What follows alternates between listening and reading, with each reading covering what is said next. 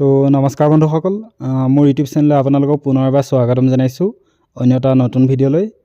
আৰু থাম্বনেইল দেখি আপোনালোকে গম পাইছে যে ভিডিঅ'টো মই আজি কিহৰ ওপৰত বনাবলৈ গৈ আছোঁ। তো CISFৰ 1124টা ভেকেঞ্চি ওলাইছে নতুনকৈ ড্ৰাইভাৰৰ বাবে, আৰু কেনেকৈ এপ্লাই কৰিব লাগে কি কথা সকলো মই ডিটেইলছকৈ ভিডিঅ'টো আগলৈ আপোনালোকে ভালদৰে জানিব পাৰিব। তাৰ আগতে আমি গোটেই নটিছখন পঢ়ি লওঁ আজি, যে এইটো ৰিক্ৰুটমেণ্টৰ বাবে কি কি ডকুমেণ্টছ লাগিব, কি কি আপোনালোকৰ কোৱালিফিকেশ্যন লাগিব, সকলো ডিটেইলছ আজি মই ভিডিঅ'টো ভালদৰে আপোনালোকক বুজাই দিম। আপোনালোকে ভিডিঅ'টো ভালদৰে চাই যাওক, আৰু যদি নতুনকৈ আহিছে মোৰ চেনেলটো আপোনালোকে ছাবস্ক্ৰাইব কৰিবলৈ নাপাহৰিব, যাতে এনেকুৱা ধৰণৰ ভিডিঅ' আপোনালোকে সদায় পাই থাকিব পাৰে। তো আহক ভিডিঅ'টো আৰম্ভ কৰোঁ। তো central industrial security force CISF, ইয়াৰ যি এপ্লাইৰ লাষ্ট ডেট কিমান বুলি কৈছে 4 তাৰিখ 2025, অৰ্থাৎ 4 March 2025। CISF has released an advertisement for the recruitment of 1124টা কনষ্টেবল/ড্ৰাইভাৰ কাম পাম্প অপাৰেটৰ। ঠিক আছে, তো CISFে ড্ৰাইভাৰৰ বাবে 1124টা পোষ্ট মুকলি কৰিছে। যিবিলাক ইণ্টাৰেষ্ট আৰু এলিজিবল কেণ্ডিডেটছ হয় তেওঁলোকে এপ্লাই কৰিব পাৰে। ঠিক আছে, টোটেল কিমানটা পোষ্ট আছে? 845টা পোষ্ট আছে। ঠিক আছে, চেণ্ট্ৰেল চাকৰি হয় এইটো। আৰু SC কাৰণে 126টা, UR বাবে 344টা, STৰ বাবে 63টা, আৰু OBCৰ বাবে 228টা, আৰু EWSৰ বাবে 84টা পোষ্ট মুকলি কৰা হৈছে। ঠিক আছে, যিটো কনষ্টেবল/ড্ৰাইভাৰ পাম্প অপাৰেটৰ তাৰ কাৰণে 279টা পোষ্ট আছে, আৰু সেইবিলাকো কেটেগৰী ৱাইজ ডিভাইড কৰা হৈছে। URৰ কাৰণে 116টা, SCৰ কাৰণে 41টা, STৰ কাৰণে 20টা, আৰু OBCৰ কাৰণে 75টা পোষ্ট মুকলি কৰা হৈছে। ঠিক আছে, তো আপোনালোকে এপ্লাই কৰাৰ আগতে গোটেই নটিছখন জনাটো বহুত দৰকাৰ। ঠিক আছে, তাৰপিছত পে' লেভেল 3ত আপোনালোকক পে' দিয়া হ'ব, মানে মান্থলি পে'মেণ্টটো কৰা হ'ব 21,700 পৰা 69,100 টকা পাৰ মান্থ আপোনালোকক দিয়া হ'ব। ঠিক আছে, তাৰপিছত candidate must be a male Indian citizens, অৰ্থাৎ ইয়াতে আপোনালোকৰ এইটো কথা খাটাং যে এইটো কেৱল মেলৰ কাৰণে, অৰ্থাৎ পুৰুষ যিবিলাক কেণ্ডিডেট হয় তেওঁলোকৰ বাবে এইটো এপ্লিকেশ্যন আহিছে। গতিকে যিবিলাক ইণ্ডিয়ান চিটিজেন হয়, যিবিলাক ভাৰতীয় নাগৰিক হয়, তাকো পুৰুষ হ'ব লাগিব। গতিকে তেওঁলোকেহে এইটো এপ্লাই কৰিব পাৰিব। ঠিক আছে, মহিলাৰ কাৰণে এইটো মানে ভেকেঞ্চি নহয়। ঠিক আছে, আৰু বয়সৰ সীমা কিমান বুলি কৈছে? 21 পৰা 27 বছৰ হ'ব লাগিব 4 মাৰ্চ 2025ৰ ভিতৰত। ঠিক আছে, তাৰপিছত এজ ৰিলেক্সেশ্যনো দিয়া হৈছে। যিবিলাক ST SC কেটেগৰী মানুহ হয় তেওঁলোকৰ কাৰণে 5 বছৰ এজ ৰিলেক্সেশ্যন দিয়া হৈছে, আৰু OBCৰ কাৰণে 3 বছৰ দিয়া হৈছে। ঠিক আছে, মানে যদি এজন ST যিজন কেণ্ডিডেট হয় তেওঁ যদি 27+5 মানে 31 বছৰো হয় তেন্তে তেওঁ এপ্লাই কৰিব পাৰিব। ঠিক আছে, কাৰণ যিহেতু তেওঁ ST বা SCৰ পৰা আহিছে। আৰু OBCৰ কাৰণে যদি এজন কেণ্ডিডেট যদি 27+3 অৰ্থাৎ 30 বছৰো হয় তথাপি তেওঁ এপ্লাই কৰিব পাৰিব। ঠিক আছে, যিবিলাক OBCৰ মানুহ। ঠিক আছে, এডুকেশ্যন কোৱালিফিকেশ্যন কি বুলি কৈছে? The candidate should have must matriculation or equivalent qualification for a recognize board. আৰু যিবিলাক কেণ্ডিডেট হয় যিবিলাকে এপ্লাই কৰিব তেওঁলোকে মেট্ৰিক পাছ কম্পালচৰি কৰিবই লাগিব। ঠিক আছে, আৰু লগতে ড্ৰাইভিং লাইচেঞ্চ থাকিব লাগিব। The candidate should have a valid driving licence in the following type of vehicles: heavy motor vehicle, light motor vehicle, motorcycle with gear. গতিকে আপোনালোকৰ কি থাকিব লাগিব? ড্ৰাইভিং লাইচেঞ্চ থাকিব লাগিব। এপ্লাই কৰোঁতে ড্ৰাইভিং লাইচেঞ্চৰ নম্বৰ বিচাৰিব। ঠিক আছে, আৰু এক্সপিৰিয়েঞ্চ কি বিচাৰিছে? 3 বছৰ experience of driving heavy motor vehicle, আৰু আপোনালোকে এখন এক্সপিৰিয়েঞ্চ চাৰ্টিফিকেট থাকিব লাগিব। ঠিক আছে, তাৰপিছত এপ্লিকেশ্যন ফিজ কি বুলি কৈছে? ST SCৰ কাৰণে বিলকুল এটকাও নলয়, আৰু এক্স ছাৰ্ভিচমেনবিলাক যিবিলাক আছে তেওঁলোকৰ বাবে এটকাও নলয় এপ্লিকেশ্যন ফিজ। আৰু যিবিলাক বাকী কাৰণে অৰ্থাৎ OBC কিবাকিনি যিমানবিলাক আৰু বাকী কেটেগৰী আছে তেওঁলোকৰ বাবে 100 টকা এপ্লিকেশ্যন ফিজ লোৱা হ'ব। আৰু mode of payment net banking কৰিব পাৰিব আপুনি, নহ'লে ডেবিট বা ক্ৰেডিট কাৰ্ডৰ সৈতে, নহ'লে UPI বা SBI চালানৰ দ্বাৰা আপোনালোকে পে'মেণ্টটো কৰিব পাৰিব। ঠিক আছে, কেনেকৈ এপ্লাই কৰিব পাৰে সকলো ডিটেইলছবিলাক ইয়াত দিয়া হৈছে। এটা তলত ধুনীয়াকৈ তাৰ অফিচিয়েল লিংক দিয়া হৈছে CISFৰ, তাত আপোনালোকে ক্লিক কৰিব লাগিব আৰু আগন্তুক যিখিনি প্ৰচেছ সেইখিনি কৰিব লাগিব। ঠিক আছে, তাৰপিছত ইম্পৰ্টেণ্ট ডেটবিলাক কি দিছে? Starting date of submission of online application, অৰ্থাৎ অনলাইন এপ্লিকেশ্যন দিয়া যিটো প্ৰাৰম্ভিক যিটো ডেট সেইটো হৈছে 3 ফেব্ৰুৱাৰী, অলৰেডি আৰম্ভ হৈ গৈছে। আৰু যিটো লাষ্ট ডেট কি কৈছে এপ্লিকেশ্যন ছাবমিশ্যনৰ? 2025 4 মাৰ্চ তাৰিখ, অৰ্থাৎ 3 ফেব্ৰুৱাৰীৰ পৰা আৰম্ভ হৈ গৈছে, 4 মাৰ্চলৈ চলি থাকিব। ঠিক আছে, সম্পূৰ্ণ এমাহ দিয়া হৈছে এপ্লিকেশ্যনটো মানে কমপ্লিট কৰিবলৈ। ঠিক আছে, গতিকে 4 মাৰ্চৰ ভিতৰত আপোনালোকে এপ্লিকেশ্যনটো কমপ্লিট কৰিব লাগিব। ঠিক আছে, তাৰপিছত ইয়াত লিংককেইটা দি আছে, আৰু এই লিংককেইটাত ক্লিক কৰি মই ধুনীয়াকৈ এতিয়া আপোনালোকক বুজাই দিম কেনেকৈ কি কৰে। ঠিক আছে, তো অনলাইন এপ্লিকেশ্যন ফৰ্ম বুলি এনেকৈ লিখা আছে, ক্লিক হিয়াৰ বুলি আছে অপশ্যনটো, তাত আপোনালোকে ফাৰ্ষ্ট ক্লিক কৰিব লাগিব। ঠিক আছে, মই ইয়াৰ ডাইৰেক্ট লিংকটো আপোনালোকৰ ডেছক্ৰিপশ্যনত দি দিম। এইটো মই asamgear.com-ত কৰিছোঁ, গতিকে ডাইৰেক্ট লিংকটো মই দিয়াৰ লগে লগে আপোনালোকে এনেকুৱা এটা পেজ খোলা যাব CISFৰ। ঠিক আছে, তো ইয়াত আপোনালোকে ডেছক্ৰিপশ্যনত দিয়া লিংকটোত ক্লিক কৰাৰ লগে লগে এনেকৈ 3টা অপশ্যন খোলা যাব।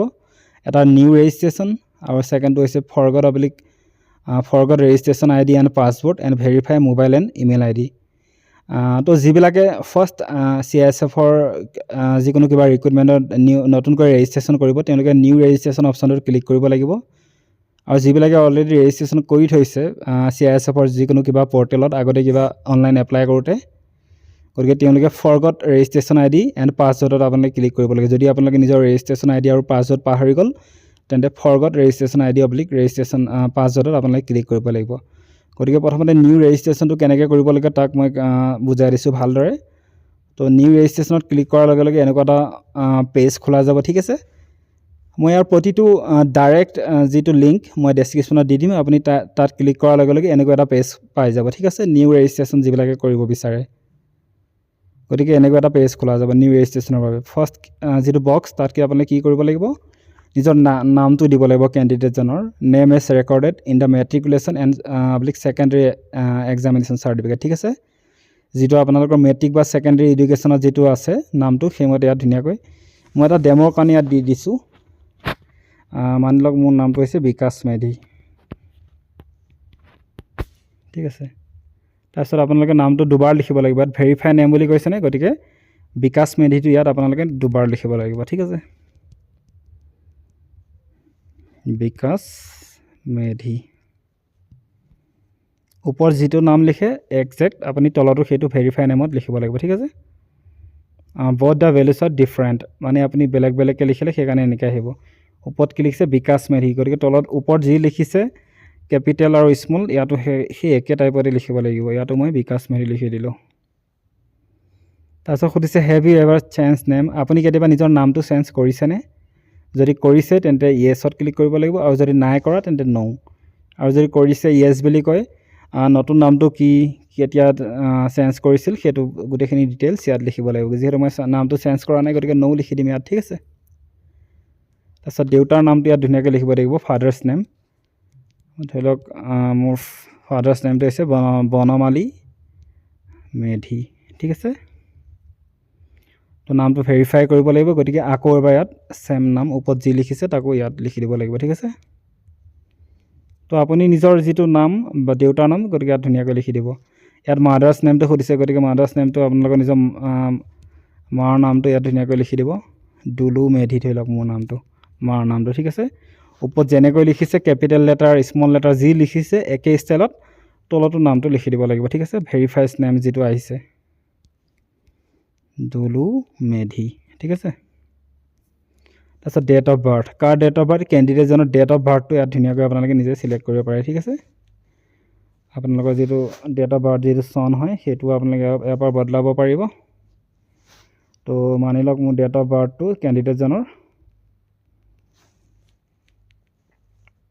ইয়াৰ পৰা আপুনি নিজৰ যিটো জন্ম ডেটটো সেইটো চেঞ্জ কৰিব পাৰিব। ঠিক আছে, ধৰি লওক 2004 অক্টোবৰ মানি লওক 16 তাৰিখ। ঠিক আছে, ছেট অপশ্যনটো দেখিছে, ছেটত ক্লিক কৰিলোঁ, গতিকে এইটো date of birth. Verify date of birth মানে আকৌ এবাৰ সেইটো ছেম ডেটটো আপোনালোকে ইয়াত টাইপ কৰিব লাগিব। ঠিক আছে, এইটো 2000 কি লিখিছিলোঁ মই 4 অক্টোবৰ 16 তাৰিখ। ঠিক আছে, তো অক্টোবৰ আহিল, ইয়াত 16ত ক্লিক কৰি set. Both the values are different, যদি আপোনালোকে ওপৰত যিটো নাম যিটো টাইপ কৰে তলতো সেইটো বেলেগকৈ টাইপ কৰে তেন্তে এনেকৈ এটা নটিফিকেশ্যন আহিব, both the values are different. ঠিক আছে, গতিকে দুইটা আপুনি ছেম লিখিব লাগিব। 16/11/2004 মানে নৱেম্বৰ, গতিকে এইটো 2010টো আমি চেঞ্জ কৰি 2004 কৰিলোঁ। জানুৱাৰীটোক আমি অক্টোবৰ কৰিম ঠিক আছে সৰি নৱেম্বৰ কৰিব লাগিব নৱেম্বৰ কিমান নৱেম্বৰ মানে নৱেম্বৰ 4 তাৰিখ ঠিক আছে সেট এতিয়া আমাৰ বেলেগ কৰিছে 16 তাৰিখে নৱেম্বৰ ঠিক আছে 2010 to 2004 আৰু এটো অক্টোবৰ কৰি সৰি নৱেম্বৰ কৰি ইয়াত 16 টো টাইপ কৰি দিলো ওপৰটো হৈতে এতিয়া সেম হৈ গৈছে মানে 16/11/2004 তাৰপিছত জেন্ডাৰ খুদিছে যদি আপুনি মেল হয় মেল ফিমেলৰ কাৰণে এটো নহয় গতিকে ট্ৰান্সজেন্ডাৰ আপুনি ক্লিক কৰিব পাৰে আপুনি যি জেন্ডাৰ হেতু আপুনি ইয়াত টাইপ কৰি দিব ঠিক আছে মানে ক্লিক কৰি দিব ভেৰিফাই জেন্ডাৰ তো ইয়াৰ আপুনি যেটো বক্স দেখিছে তাত আপুনি নিজৰ ক্যাপচাটো দি সাবমিট কৰাৰ লগে লগে তাৰপিছত মোবাইল নম্বৰটো ইয়াত ধুনীয়াকৈ টাইপ কৰি দিব লাগিব ভেৰিফাই মোবাইল নম্বৰ কৰিব লাগিব তাৰপিছত যেটো আপোনালোকৰ পাৰ্সোনাল ইমেইল আইডি হেতু আপুনি ইয়াত টাইপ কৰিব লাগিব কনফাৰ্ম কৰিব লাগিব হেতু তাৰপিছত যেটো ডিক্লেৰেচন কৰিছে তাত এগ্ৰি কৰি আপোনালোকে এগ্ৰি কৰাৰ লগে লগে যেটো ক্যাপচা দেখিছে হেতু ইয়াত টাইপ কৰাৰ লগে লগে সাবমিট অপচনটো ক্লিক কৰাৰ লগে লগে আপোনালোকৰ ইমানলৈ কমপ্লিট হ'ব তাৰপিছত আপোনালোকৰ নিজৰ মোবাইল নম্বৰ আৰু ইমেইল আইডিত আপোনালোকৰ ৰেজিষ্ট্ৰেচন আইডি আৰু পাছৱৰ্ডটো যাব তাৰ পৰা আপুনি নিজে লগইন হ'ব লাগিব ঠিক আছে তো লগইন অপচনটো ক্লিক কৰাৰ লগে লগে আপোনালোকৰ এনেকৈ এটা পেজ খোলা যাব ইয়াত আপোনালোকে যেটো সিটি ড্ৰাইভাৰ দেখিছে তাত ক্লিক কৰিব লাগিব তাৰপিছত আপোনালোকে এটো পেজ খোলা যাব ইয়াত নিজৰ ৰেজিষ্ট্ৰেচন নম্বৰ আৰু পাছৱৰ্ডটো দিয়াৰ লগে লগে আৰু যেটো ক্যাপচা আছে ক্যাপচাটো ইয়াত টাইপ কৰিব লাগিব থাৰ্ড যেটো বক্স দেখিছে তাত টাইপ কৰাৰ লগে লগে তাৰপিছত সাবমিট অপচনটো ক্লিক কৰিব লাগিব তাৰপিছত আপোনালোকৰ অনলাইন এপ্লিকেশনৰ যেটো ফ্ৰন্ট পেজ হেতু খোলা যাব ঠিক আছে ইয়াত আপোনালোকে সিটি ড্ৰাইভাৰৰ কাৰণে যেটো এটো ক্লিক হিয়াৰ ফৰ এপ্লাই সাইডত দেখিছে তাত আপোনালোকে ক্লিক কৰিব লাগিব তাৰপিছত আপোনালোকে এনেকুৱা কিছুমান ইনষ্ট্ৰাকচনছ দিব আপোনালোকে এইবিলাক কথা মনত ৰাখিব লাগিব গোটেইখিনি পঢ়ি চাব ফটোবিলাক যেনেকৈ 20 পৰা 50 KB হ'ব লাগিব JPG ফৰমেটৰ হ'ব লাগিব এনেকুৱা ধৰণৰ কথা কিছুমান ইয়াত লিখা আছে গতিকে এইখিনি পঢ়ি চাব তাৰপিছত পঢ়ি চোৱাৰ লগে লগে তললৈ আহিব তললৈ আহি কন্টিনিউ যেটো অপচন দেখিছে তাত আপোনালোকে ক্লিক কৰিব লাগিব ঠিক আছে তাৰপিছত এনেকুৱা এটা পেজ খোলা যাব ইয়াৰ পৰা আপোনালোকৰ আৰম্ভ হ'ব ইয়াৰ পৰা আপোনালোকে ফাৰ্স্ট নিজৰ প্ৰেফাৰেন্সটো সিলেক্ট কৰিব লাগিব কোনটো পোষ্টৰ বাবে আপুনি আবেদন কৰিছে ঠিক আছে কনস্টেবল ড্ৰাইভাৰ নে কনস্টেবল DCPO গতিকে যেটোক আপুনি বেছি প্ৰেফাৰেন্স দিব পাৰে সেইটো আপোনালোকে সিলেক্ট কৰিব লাগিব ঠিক আছে তো আপোনালোকে নিজৰ হিচাপ মতে এটো কৰিব মই জাস্ট এটা ডেমো দি গৈ আছো ঠিক আছে ইয়াত আপোনালোকৰ নেম বিলাক আৰু যিবিলাক ৰেজিষ্ট্ৰেচনত দিছিল সেইবিলাক ডিটেইলছ অলৰেডি লৈছে ঠিক আছে কেটেগৰি সিলেক্ট কৰিলো তাৰপিছত কোনটো এৰিয়া বিলংস কৰো হেতু লিখি দিলো যদি আপোনালোকে আৰ্মিৰ পৰা যদি 12 কৰিছে তেন্তে আৰ্মি সিলেক্ট কৰিব লাগিব ইয়াত অলৰেডি লিখিয়ে দিছে যে আপোনালোকে মিনিমাম মেট্ৰিক পাস কৰা হ'ব লাগিব ঠিক আছে অলৰেডি মই এখন যিখন পঢ়ি দিছিলো যদি আপোনালোকে আৰ্মি পৰা নহয় যদি সিভিলৰ পৰা পাস কৰিছে তেন্তে আপোনালোকে সিভিল সিলেক্ট কৰি বাকি আগন্তুক প্ৰসেছখিনি কৰিব লাগিব ঠিক আছে যদি আৰ্মিৰ পৰা কৈছিল আপুনি সেকেন্ড গতিকে হেতু কৰিব লাগিব সিলেক্ট কৰিব লাগিব যদি আপুনি আৰ্মিৰ পৰা গ্ৰেজুৱেট কৰিছে বা সেকেন্ডাৰী এক্সাম পাস কৰিছে ঠিক আছে যেহেতু মই সিভিলৰ পৰা কৈছো গতিকে মই সিভিলটো সিলেক্ট কৰি আপুনি হাই সেকেন্ডাৰী পোষ্ট গ্ৰেজুৱেট যি কৈছে হাইয়েষ্ট এডুকেশনটো সিলেক্ট কৰিব লাগিব ঠিক আছে সিভিল এডুকেশন সিলেক্ট কৰিলো ইয়াৰ পৰা 10 12 গ্ৰেজুৱেচন পোষ্ট গ্ৰেজুৱেচন যি কৈছে আপুনি হেতু আপুনি সিলেক্ট কৰিব লাগিব ঠিক আছে ইয়াৰ পিছতে আপোনালোকৰ ৰিলিজিয়নটো সিলেক্ট কৰক হিন্দু মুছলিম যি হয় আপোনালোকে তাৰপিছত ইয়াৰ খুদিছে whether lacking under the category of যদি ইয়াত yes হয় তেন্তে yes দিব no গতিকে আপোনালোকে বস্তুখিনি ভালদৰে পঢ়ি চাব তাৰপিছত yes no সিলেক্ট কৰিব ঠিক আছে তাৰপিছত do you belong to hill area যদি আপুনি hill area বিলং কৰে তেন্তে yes আৰু তাৰ ডিটেইলছ খিনি ইয়াত লিখিব লাগিব কোনটো হিল এৰিয়া হয় আৰু যদি no তেন্তে no ঠিক আছে whether you are an ex serviceman যদি আপুনি ex serviceman হয় তেন্তে yes সিলেক্ট কৰি তাৰ গোটেই ডিটেইলছ খিনি লিখিব লাগিব ঠিক আছে number rank name of trade date of appointment গোটেই বিলাক আৰু যদি নহয় তেন্তে no সিলেক্ট কৰি আপুনি আগুৱাই যাব পাৰে ঠিক আছে whether you are CSF personnel আপুনি CSF ৰ এজন জৱান হয় নেকি যদি হয় তেন্তে yes কৰি ইয়াৰ গোটেই ডিটেইলছ খিনি লিখিব লাগিব ঠিক আছে আৰু যদি নহয় তেন্তে no সিলেক্ট কৰি তেন্তে আপুনি আগন্তুক কামখিনি কৰিব পাৰে ঠিক আছে no কৰি ইয়াত ধুনিয়াকৈ নেক্সট টু চালে whether are you an employment of government department ঠিক আছে পাবলিক সেক্টৰ যদি yes তেন্তে yes ত সিলেক্ট কৰি আমি গোটেই ডিটেইলছ খিনি ইয়াত লিখিব লাগিব আৰু যদি নহয় তেন্তে no ক্লিক কৰি আগন্তুক প্ৰসেছখিনি কৰিব লাগিব ডেট অফ বাৰ্থ আপোনালোকে অলৰেডি লৈছে ভিজিবল আইডেন্টিফিকেশন মাৰ্কস যদি আপোনালোকৰ কিবা আইডেন্টিফিকেশন মাৰ্কস আছে কিবা মৌলচল আছে তেন্তে যদি নাই no মাৰ্ক বুলি লিখি আপুনি কৰিব পাৰে তাৰপিছত ইয়াৰ পাৰ্মানেন্ট এড্ৰেছ আপোনালোকে লিখিব পাৰে আৰু কৰস্পন্ডেন্ট এড্ৰেছ যদি দুইটা একেই হয় তেন্তে আপোনালোকে যিটো চেম এজ পাৰ্মানেণ্ট এড্ৰেছ আছে তাত ক্লিক কৰি নেক্সট আপোনালোকে ফৰৱাৰ্ড হ'ব পাৰে ঠিক আছে তাৰপিছত ইয়াত লিখিব লাগিব আপোনালোকৰ ড্ৰাইভিং লাইচেন্সৰ সম্পূৰ্ণ নম্বৰবিলাক লিখিব লাগিব ঠিক আছে motorcycle with gear licence number মই অলৰেডি এটা ডেছক্ৰিপশ্যনত দিছিলোঁ মানে এইবিলাক কথাখিনি পঢ়াই দিছিলোঁ ধুনীয়াকৈ আপোনালোকক should have a valid driving licence থাকিব লাগে আপোনালোকৰ হেভি মটৰ ভেহিকল অৰ ট্ৰেন্সপৰ্ট ভেহিকলৰ যিটো ড্ৰাইভিং লাইচেন্স থাকিব লাগিব নহ'লে লাইট মটৰ ভেহিকল বা মটৰচাইকেল উইথ গিয়াৰ এইকেইটা আপোনালোকৰ থাকিব লাগিব বুলি কৈছিলোঁ গতিকে তাৰ গোটেই ডিটেইলছখিনি ইয়াত লিখিব লাগিব motorcycle with gear licence number ইয়াত ধুনীয়াকৈ টাইপ কৰি দিয়ক আপোনালোকে তাৰ ডেট অফ ইছ্যুটো টাইপ কৰিব লাগিব নেম অফ লাইচেন্স ইছ্যুইং RTO কোনটো RTO আপোনালোকে ইছ্যু কৰিছে তাৰ নামটো লাইট মটৰ ভেহিকল নম্বৰ তাৰ নম্বৰটো তাৰ ডেট অফ অথৰিটি কেতিয়া দিছিল তাৰপিছত RTOটো নম্বৰ ইয়াত ধুনীয়াকৈ লিখিব লাগিব heavy motor vehicle transport vehicle licence নম্বৰটো ইয়াত লিখিব লাগিব তাৰপিছত কেতিয়া ইছ্যু কৰিছিল তাৰ ডেটটো ইয়াৰ পৰা চিলেক্ট কৰি আপোনালোকে টাইপ কৰক তাৰপিছত নেম তাৰ RTOটো চিলেক্ট কৰিব লাগিব ইয়াত টাইপ অফ ID কাৰ্ড কি ID কাৰ্ড আপোনাৰ আছে ঠিক আছে আধাৰ কাৰ্ড ড্ৰাইভিং লাইচেন্স গতিকে আধাৰ কাৰ্ড কৰি তাৰ ইয়াত গোটেই ডিটেইলছটো লিখি দিব ঠিক আছে whether the date printed on the photograph taken yes যদি yes যদি no no ঠিক আছে প্ৰিণ্টৰ যিটো নম্বৰটো দিয়া হৈছে নে নাই সেইটো সুধিছে ঠিক আছে তাৰপিছত have you ever been dismiss from any service under the central of এইকেইটা যদি yes আছে তেন্তে yes যদি no no ঠিক আছে তাৰপিছত have you services ever been terminate তাৰপিছত কিবা যদি আপুনি স্পৰ্টছ খেলিছিল আগতে কিবা খেলত যদি অংশগ্ৰহণ কৰিছিল সেয়াৰ গোটেই ডিটেইলছ ইয়াত লিখি দিব লাগিব ঠিক আছে নেশ্যনেল ইণ্টাৰনেশ্যনেল কি টুৰ্ণামেণ্ট কেতিয়া হৈছিল ক'ত হৈছিল গোটেই ডিটেইলছখিনি কিবা যদি এৱাৰ্ড পাইছিল তাৰ ডিটেইলছবিলাক ঠিক আছে আৰু যদি কিবা আপোনালোক একশ্যন দিয়া হৈছিল তাৰ এড এচিভমেণ্ট গোটেই ডিটেইলছখিনি ইয়াত লিখিব লাগিব ঠিক আছে আৰু যদি একো খেলা নাই তেন্তে একো কথা নাই সেইটো আপোনালোকে ইগন'ৰ কৰি ফৰৱাৰ্ড কৰিব পাৰে এপ্লিকেশ্যনখন তাৰপিছত গোটেইখিনি ইয়াত ভালদৰে কৰি আপোনালোকে চেক বক্সটো ক্লিক কৰি 7 পিকচাৰ যিটো প্ৰিভিউ যিটো দেখিছে তাত আপোনালোকে ক্লিক কৰিব লাগিব ইয়াৰ পিছতে আৰু যদি কিবা এডিট কৰিবলগীয়া আছে আপোনালোকে এডিট এপ্লিকেশ্যন যিটো অপশ্যনটো দেখিছে ৰেড কালাৰ এডিট এপ্লিকেশ্যন তাত আপোনালোকে এডিট কৰিব পাৰে যদি একো এডিট কৰিবলগীয়া নাই তেন্তে ফাইনেল ছাবমিশ্যন কৰাৰ লগে লগে আপোনালোকৰ ফৰ্মখন ছাবমিশ্যন হৈ যাব ঠিক আছে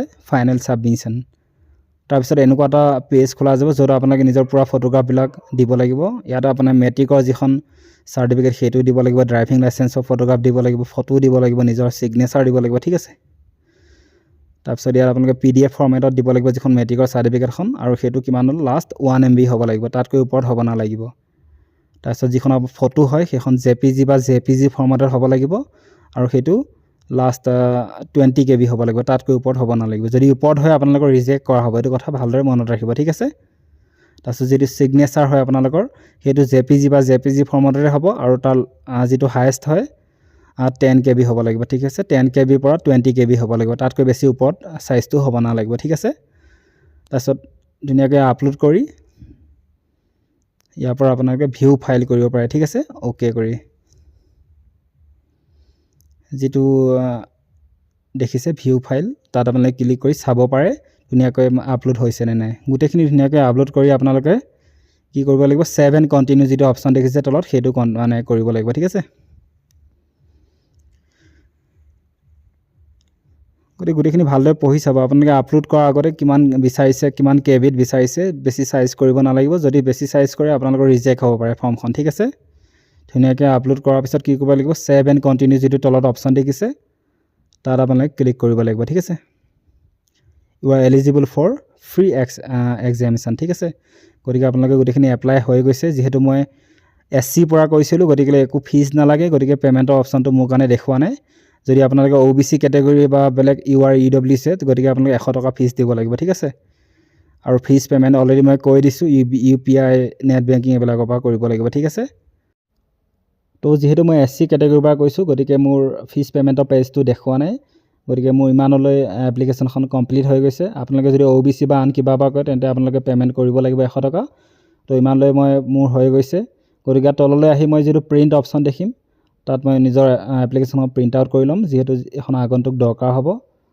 গতিকে ইমানলৈ মোৰ শেষ হৈছে মোৰ এপ্লিকেশ্যন প্ৰচেছটো গতিকে ভিডিঅ'টো ভাল লাগিল যদি লাইক আৰু শ্বেয়াৰ কৰিব আৰু মোৰ চেনেলটো যদি নতুনকৈ আহিছে ছাবস্ক্ৰাইব কৰিবলৈ নাপাহৰিব আৰু যদি কিবা অসুবিধা পায় মোক আপোনালোকে কমেণ্টত সুধিব পাৰে আৰু ইয়াৰ সকলো ডিটেইলছবিলাক মই ডেছক্ৰিপশ্যনত দি দিছোঁ আপোনালোকে তাৰ পৰা লিংকত ডাইৰেক্ট ক্লিক কৰি আপোনালোকে এপ্লিকেশ্যনখন কৰিব পাৰে ঠিক আছে ধন্যবাদ। জয় আই অসম।